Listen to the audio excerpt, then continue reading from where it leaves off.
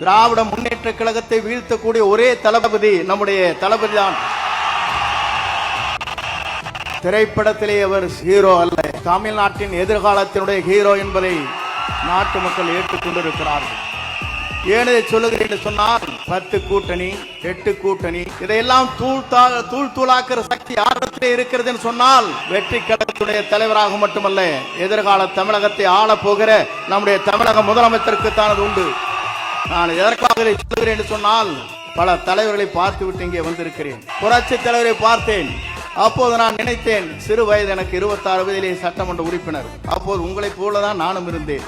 ஆனால் நம்முடைய தலைவரோடு இணைந்ததற்கு பிறகு எங்கு சென்றாலும் உங்களை பார்க்கின்ற போது ஆள் விட்டா போதுமாப்பா, போட்டு முதிச்சு முடிஞ்சிடாதீங்க. ஒரு பக்கம் செல்ஃபி எடுக்கிறாங்க, ஒரு பக்கம் திருப்புறாங்க, ஒரு பக்கம் மாற்றுறாங்க. பெண்கள் அதற்கு மேலே ஓடி வந்து படம் எடுக்கிற காட்சி நான் பார்த்தேன். இது இந்திய வரலாற்றில் யாருக்குமே இல்லாத ஒரு புகழ் இவருக்கு இருக்கிறது என்ற வரலாறு இங்கே படைக்கப்பட்டிருக்கிறது. நான் இதை சொல்வதற்கு காரணம், நம்முடைய நோக்கம் தமிழ்நாட்டு மக்களை வாழ வைப்பதற்கு.